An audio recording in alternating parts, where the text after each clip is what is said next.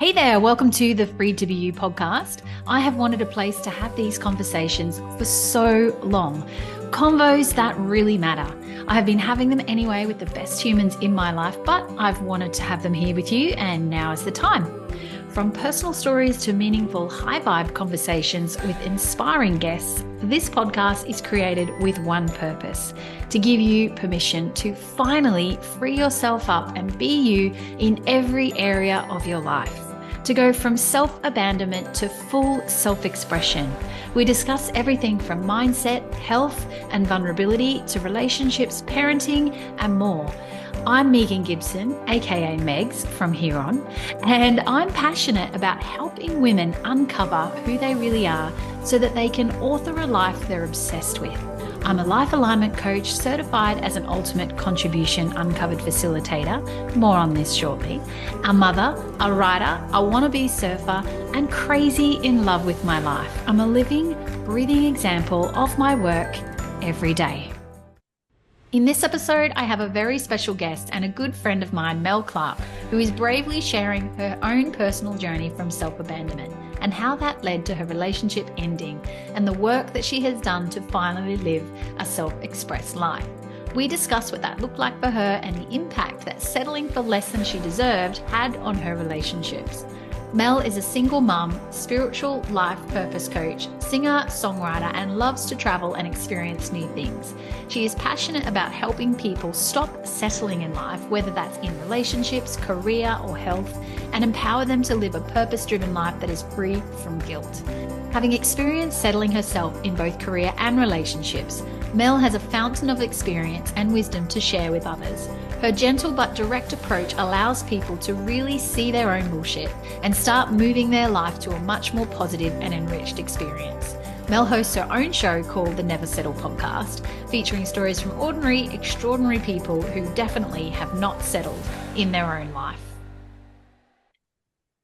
Mel, welcome to the Free to Be You podcast. I'm so excited to have you on the show today because we do have a little bit of history that we can share with our listeners. But one of the things that I really love about chatting with you is that we both have a very similar view on relationships, and our journeys are similar but different in terms of what we've moved through to get to where we are now, and we do very similar work. So Mel is actually one of our amazing ultimate contribution uncovered facilitators, and I've been very fortunate to work with you personally for a number of years now and see your growth. So I would love it if you could tell us a little bit, Mel, about kind of what you're doing now. And then I would love to obviously hear about your own personal journey moving from self-abandonment into full self-expression.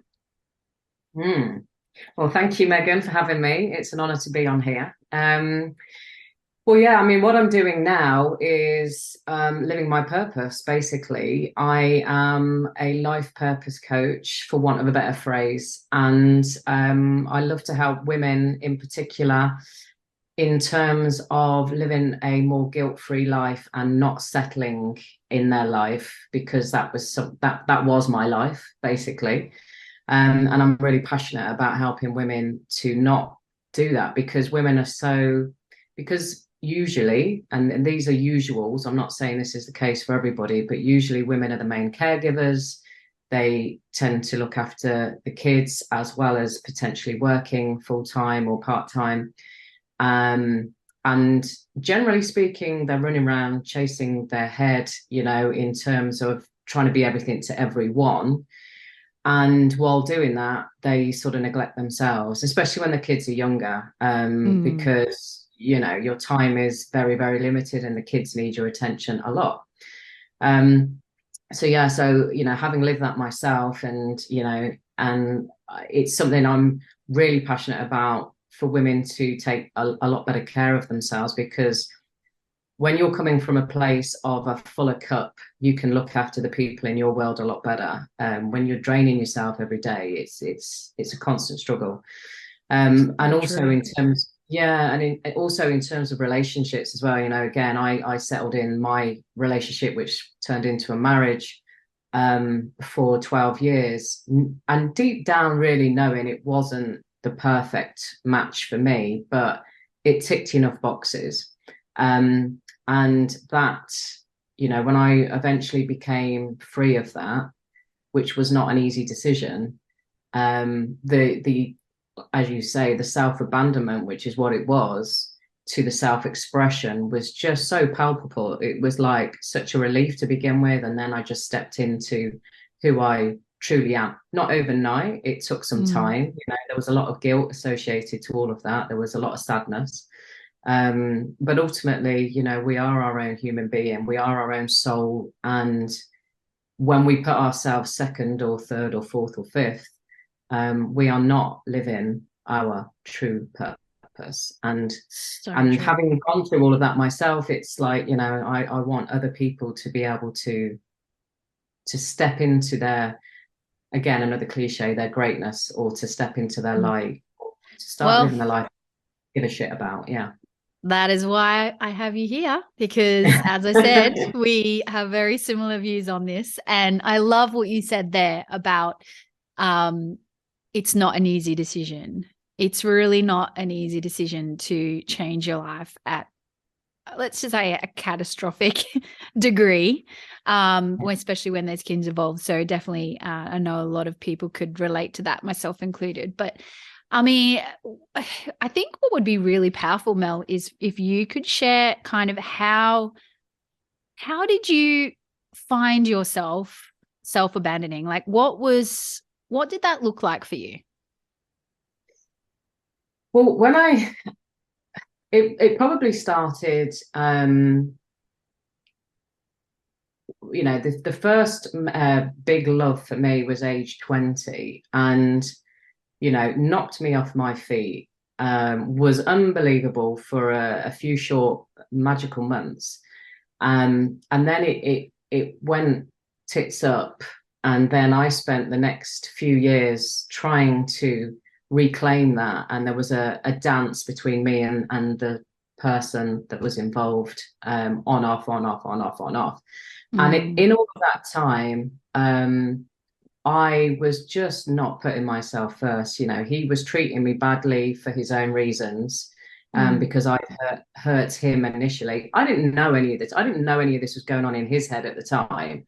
I just was in this rose-tinted bubble of memories that were so beautiful, and I wanted to get all of that back. And in doing all of that, I let him treat me like shit, pure and simple. So I completely self-abandoned myself. And I'll be honest, Megs, that took, I was still clinging on to that dream for like 20 plus years. It's only a few years ago, really, that I let that go and realized it for what it was. And I mean, I could talk about something completely different there, which is about my inner child, my little girl, and all the stuff that we start to create and develop from a very, very young age about not having our needs met, not feeling loved as a child, or all of this. And I had a good childhood, by the way, but we all have our stuff. And then you don't realize that you have this like lack of self-worth, or you're just going about your business, and if you're not that self-aware, you just take it as it is what it is, and you get on with life. And when I started dating my my soon-to-be husband, he was somebody I already knew. There was a comfort factor in there. There was a lot of boxes that were ticked, but there was boxes that were not ticked. And because I still had all of this emotion attached to a previous relationship, I had convinced myself that there was only one person for me, and it was that person I met at 20, which when I think back to is absolutely crazy. But that was what I convinced myself. And so, the young mind. Yeah. And so, my husband, who, John, who I'd known from school anyway, and we were good mates. We were best mates, and he was a good guy. And, there was lots of factors that made it seemingly work in my mind. but I always had that nagging feeling deep inside that it wasn't what I truly wanted. The passion wasn't truly there, the connection wasn't there that I'd had before.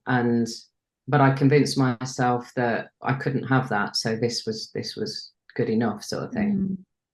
Mm. And when I think back to that time, I was in my late 20s when that relationship started. I got married at 35. And yeah, I just did a good job on myself. I lied to myself.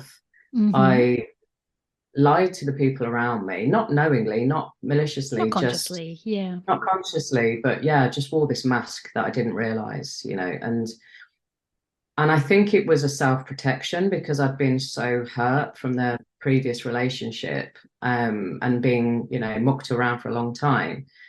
I think it was self-protection, and an acceptance that I was never going to be able to have what I'd had before, that put me into this place of self-abandonment, if you like. I'd sort of lost sight of the true me. Mm-hmm. But I don't even know whether I even knew the true me at this point. So it's hard to say I lost it when I'm not even sure I knew it.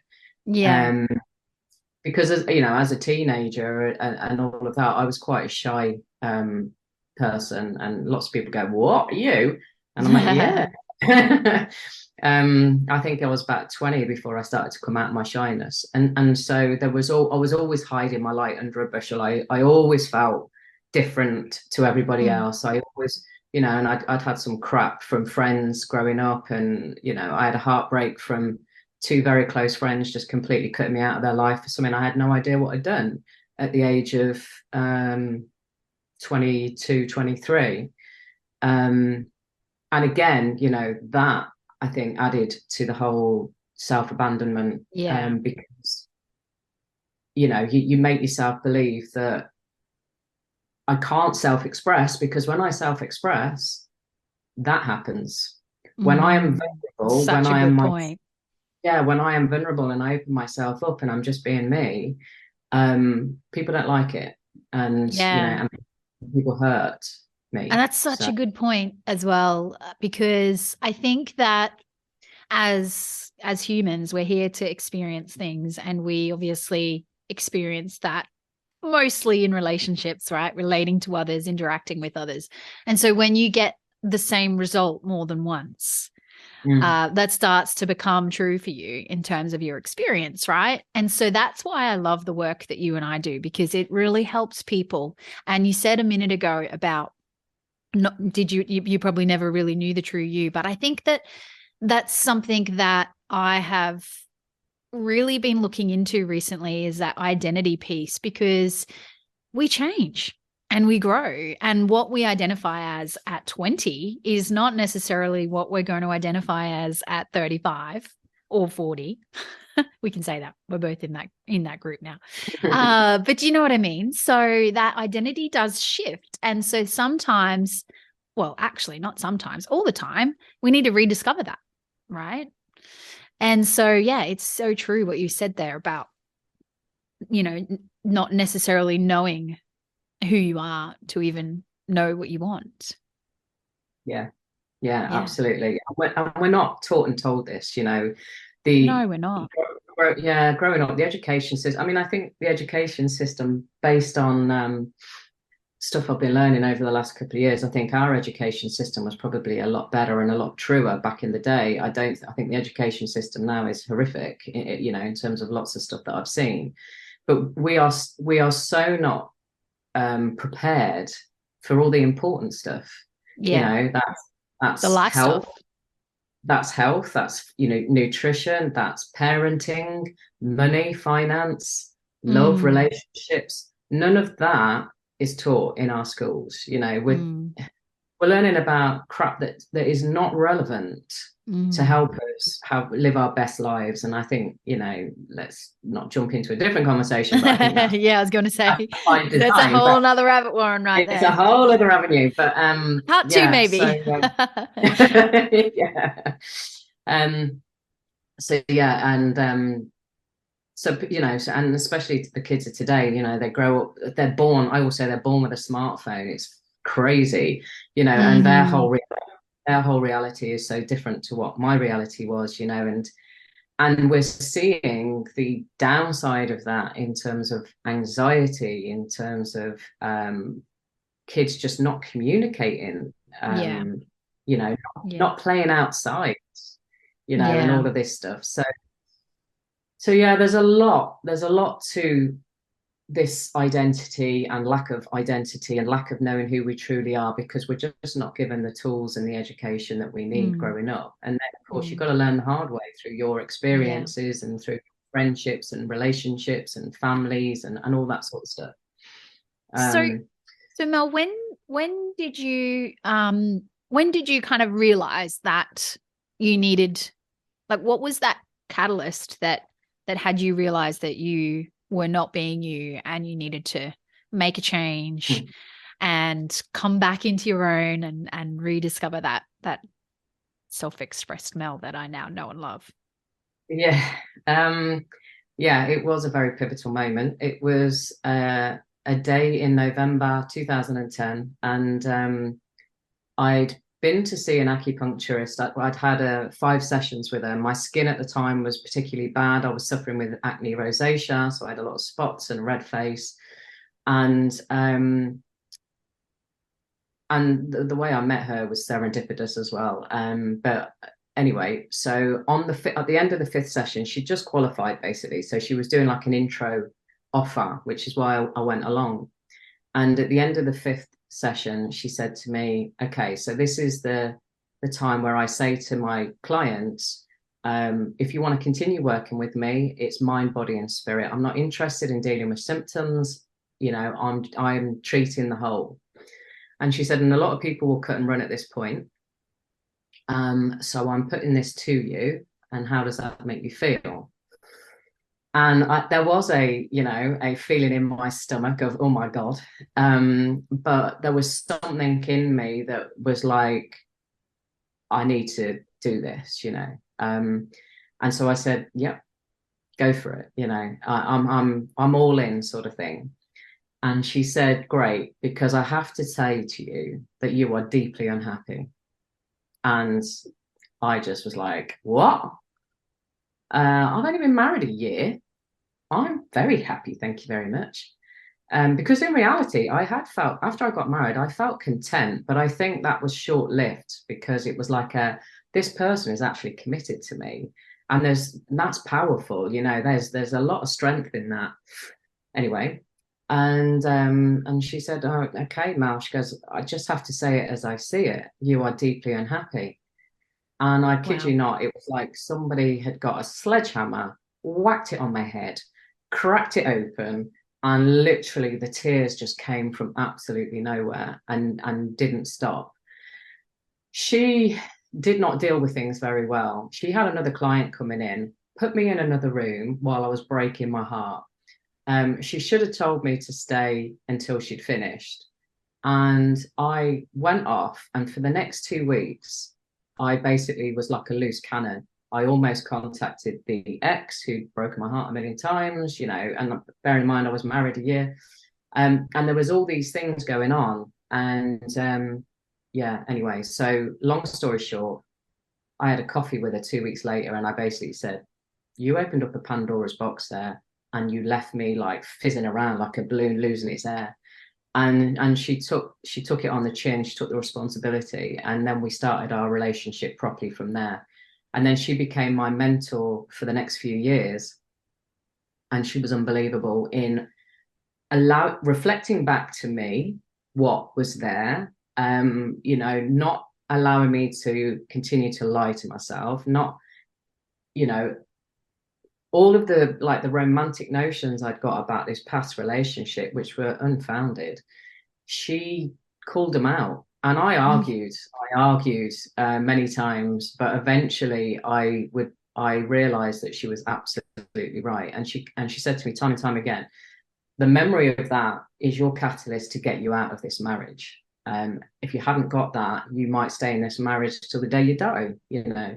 And so I had this huge contrast, and that was what allowed me to, 2 years later, on New Year's Eve 2012, my husband said something. We were getting prepared for a party that night. We had a load of people come in, and he said something to me which I knew was an absolute lie. It was something I'd apparently said the night before. We'd had a few drinks, and I knew damn well there's no way I would have said what he said. And it was like this chasm opened in front of me. It was one of them slow motion moments, and it was like, I've got an opportunity here to be truthful.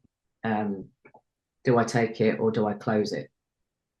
And I took it, and I basically told him that I didn't love him anymore. And I'd had panic attacks in the night, couldn't, waking up, not being able to breathe, all of that for 2 years, because at some point I knew I was going to get to this conversation. And so the reality actually turned out not to be as bad as the thoughts that I'd had for 2 years. Yes, it wasn't great. Yes, he was very fucking upset. However, it allowed me to eventually become my own woman again and step into who I truly am, rather than settling for a much smaller version of myself, somebody that had dumbed down their own feelings, dumbed down their own needs. And you can't do that when you're in a relationship with somebody that you shouldn't be with, because you're constantly having to compromise, think about their needs, question yourself whether you're being selfish, and all of that sort of stuff. Yeah, so that was the pivotal moment for me where it all changed. Amazing. Wow. And it's never easy to have those hard conversations, but as I know that you work with people and help them through these moments in their life, and from experience, clearly, those hard conversations, there are times where there is that opportunity. You're 100% right. Like it's almost like there's a portal that opens up, chasm portal that opens up, and there's that opportunity to speak your truth, and the courage that it takes to actually step into that and not know what's on the other side of it. It can be paralyzing for people for many, many years. And I know for myself, it it was something that came very gradually, more for me, like a gradual kind of edging towards that point. But once you've made that decision, it's terrifying, absolutely terrifying. So there's a lot of people, I'm sure, that will relate to that. Now, let's be clear, though, that to step into your own and to become fully self-expressed does not mean that you need to leave the relationship, right? Because sometimes what can happen with those hard conversations is that can be a wake-up call for the other person, which is obviously what we'd want to happen. And so I think that that's a really important point to make as well, that we're not saying that that's the way that it always goes. But for you, I think I've heard your story many times. That's a slightly different version of it, which is poignant to what we're talking about, of course. And one of the things that you help people with now, I mean, you've got your podcast, Never Settle. Definitely check that one out. If you're listening, I'll pop that in the notes so people can go and find it. You have these conversations with lots of people about how they've, moved from settling to not settling. And so what is one of the biggest sort of takeaways that you think people can, like, listening to this conversation, what would you want them to sort of take away? And then the first sort of steps that they could do to move towards getting to that, having that hard conversation? I think we're all too eager to ignore our gut instincts and our intuition, and we all have thoughts on repeat. Sometimes negative stuff, sometimes good stuff, but start taking notice of the thoughts that are on the repeat, because if they're on repeat and you keep thinking the same things and having the same conversation with yourself, there's a reason for it. It's trying to release itself. If you know deep down that you are not happy in your relationship, and it's tough to acknowledge, but we all do know at some level, then it's a case of asking yourself, what is it? For me, I knew I didn't truly love my husband like I had loved before. And so I had that contrast, I had that experience to draw from to know the difference between the two. Not everybody has that. And it may be that you're not happy, but you do really, really love your partner, and you want to improve it, like Meg said earlier. So it's going inside, it's listening to your thoughts, it's listening to your feelings, any sort of gut instincts that you have, writing it down, journaling about it if that helps. Oh, that's so And powerful. That's definitely something I did. Yeah. yeah, and when you're clear about where you are at, then at that point you either do what I did. I mean, I didn't, when I started to see the acupuncturist, I wasn't thinking I was having a mentor. I was thinking I was treating a skin condition. It turned into that because this woman is just like phenomenal in terms of her wisdom and her objectivity and her spirituality. Um, and so I guess I was divinely guided to that. Well, I know I was divinely guided to that, you know. And actually, just before I comment move forwards, I had a medium reading back in February, and that came up in terms of my marriage. And she basically said to me, it was divinely orchestrated that evening for you to be able to have that conversation because you fucking weren't doing it, you know. So so they basically, you know, and it felt like that. It felt Yeah. like a something that, like I said, this chasm opens, which Mm. is so, and not everybody's going to have that. Not everybody is that aware or spiritually aware. You know, there's lots of signs and symbols that we have around us every day that we completely ignore because we're not ready for it, or we don't acknowledge it.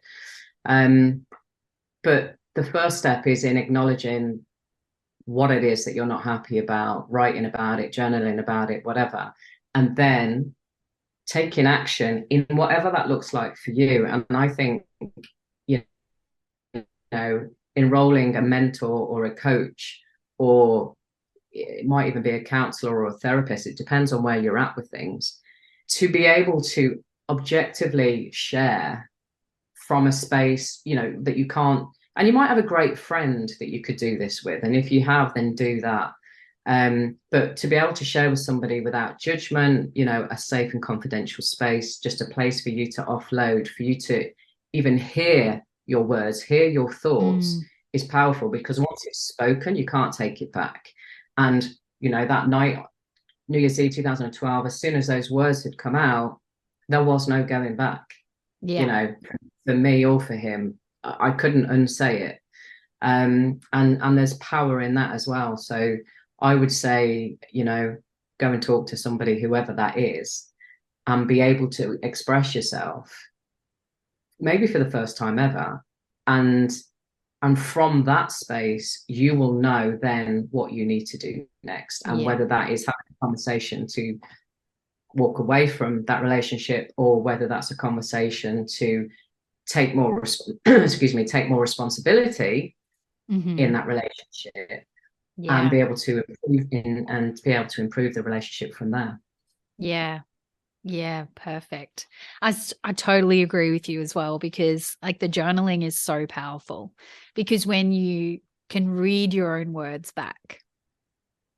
And I know Yeah. like recently I moved about 6 months ago, and I came across some of my journals from about four years ago. Pivotal timing. And yeah, like reading back how I felt at that time and comparing it to Mm. where I'm at now, even, is just mind blowing. But even just being able to read back as soon as you've written it is one thing. But you're right, in terms of speaking to someone and hearing your own truth come out of your mouth, it's so powerful. Such a good takeaway. I think we need to be very careful as well about, like you said, the people that we choose to share that stuff with, because we want to make sure that they can be Switzerland in terms of hearing you and not taking sides. And I know that's something that it can happen a lot in relationships. So, you know, it is really that safe space. And I think that's one of the things too, Mel, that I love about the work that you and I do with UCU, is that is the key thing. Like none of that work can take place without that beautiful, safe, compassionate space of non-judgment.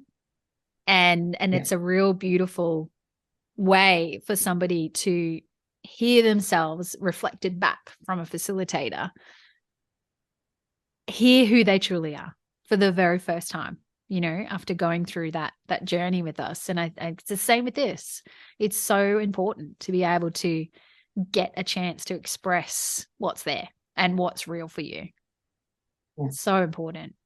Yeah. It is, and it's scary as well, like the people that do Terrifying. the people that do UCU, I always applaud and tip my hat to them, because not everybody is willing to look inside. It was like when the acupuncturist said to me, some people will cut and run at this point, and that's Mm-hmm. the truth in anything, like any coaching programs or whatever, because people are scared to find what they might find. It's crazy. Like we have this life, and yet most people don't really know who they are and don't want to know who they are for their own variety of reasons. So there is strength in that, but sometimes people just can't not do it in the end. You get to a Yeah. certain point in yourself and you're just like, I'm so fed up with my own bullshit and I need to change this. And I think it's important also to note that, that what happened for me and the journey that I've been on over the last few years, and I started the Never Settle podcast as a result of leaving that relationship and understanding my own truths gone by. I still had a rude awakening a few months ago in a new relationship that's now finished, where I was settling again. And and it was different. I'd known this person a long time. I made a lot of excuses. They'd had a bad childhood and all of that sort of stuff. And me being me, I'm always trying to help and save and fix and, you know, and so what I wanted to say really was, it never stops. That what's been revealed to me over the last few months is that I've still got work to do on myself in terms of my self-worth. It was evident to me in that relationship, certainly in the last few months of it, that I wasn't able to self-express because it didn't fit with his thoughts, agenda, vision of the world. And I said to him on more than one occasion, I feel like I'm chopping half my arm off. Well, that is not expressing myself, is it? And I think I was so mad with myself at the end of all of that in terms of allowing myself to get into that place again, because I vowed I never would. It was a different set of circumstances. It was a completely different relationship. I did wholeheartedly love that person. Yeah. And so I probably made more allowances than I would have done. And he'd been a friend for 25 years at this point. And a musical partner. We'd done music for 25 years as well, so there was a lot invested. However, all of the work I did on myself and my podcast and the coaching and the stuff that I help other people with, I found myself back there.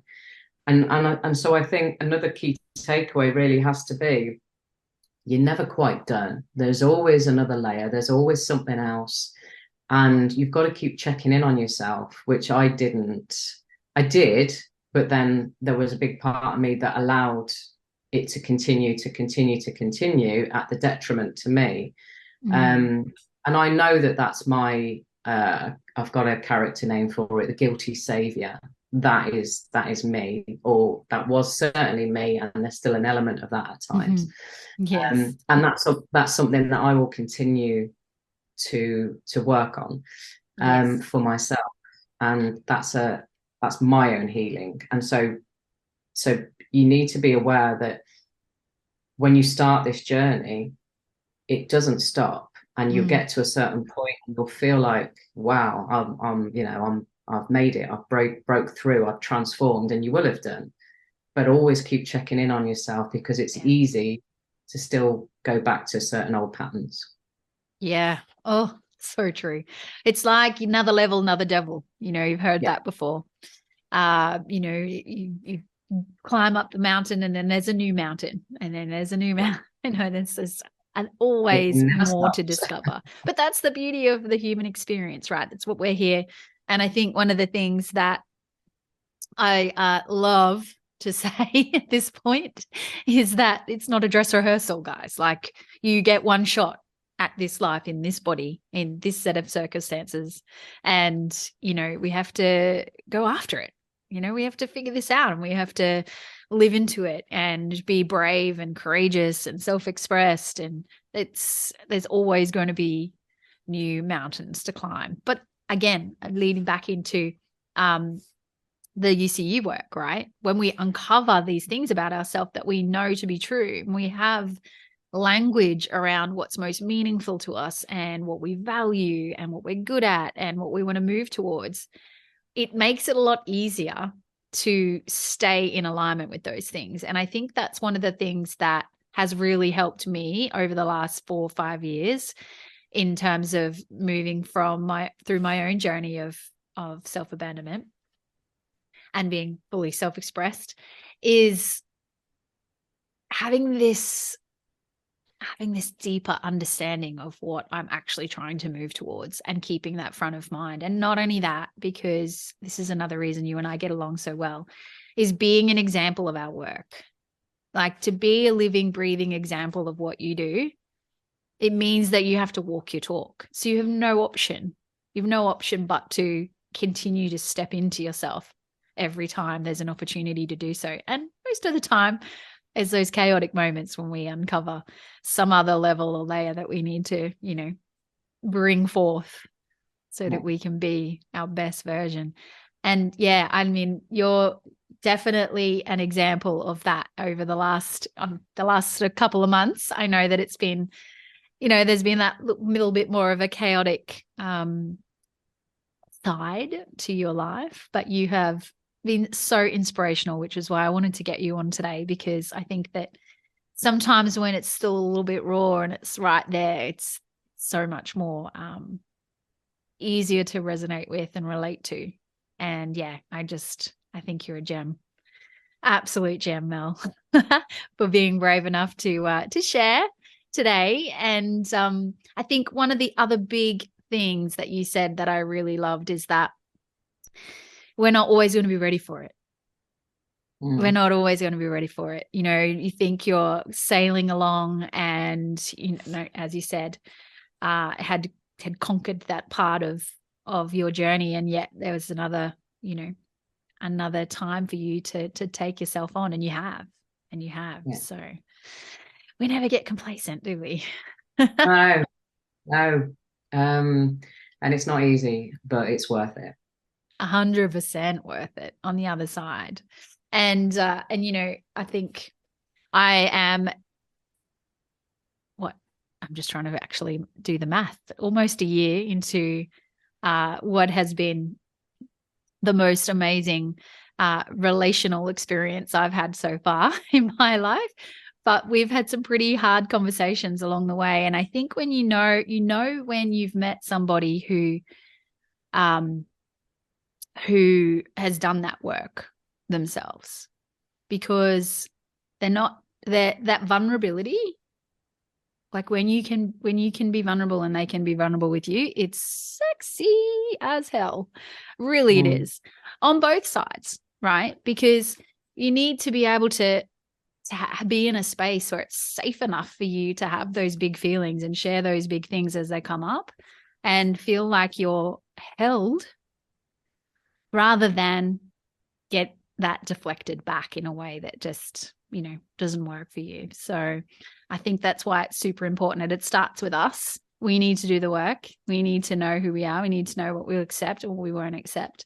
But we need to be brave, right? We need to be super brave, vulnerable. And what you end up finding is you end up attracting that. You end up attracting that back in. And don't stop doing it. Keep doing it, Mel. Keep doing it. It's worth it for sure. It's been a great combo. We could go on for hours. I know we can. I've thought about a couple of more things that we definitely could chat about, especially around what you were saying around education. So I'd love to get you back on at a later date. Is there any sort of last thoughts that you would like to kind of share before we wrap up this awesome convo?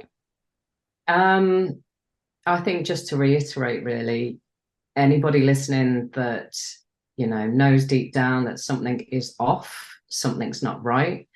And that it might not necessarily be your relationship, it might be your career, it might be something different, but you'll know something's not right, but you'll just be putting up with it because that's what we do for an easier life, to make sure we're keeping everything, you know, spinning and ticking along and all the rest of it. But you know, when you have that gnawing feeling, don't ignore it, because from that comes other things. Like, you know, my skin condition, I know, was a symptom of my unhappiness. I didn't know it at the time, but I know it now. And so, you know, when we hold shit inside, it manifests in other ways. And that could be anxiety, that could be physical symptoms, could be an illness, could be whatever. So, yeah, don't ignore it. Talk to somebody. And whether that's, you know, just a very good friend, or whether that's somebody like a coach or a mentor or a therapist or whatever, just do it and see where it takes you. Awesome advice. Amazing. Well, I am going to share your podcast because I know there's some great convos on there. Actually, I think there might be one of you and I on there at some point. Yes, I think there's two. We've got two, haven't we? We do. So I'll pop that in the notes underneath this show, and along with some places where people can connect with you.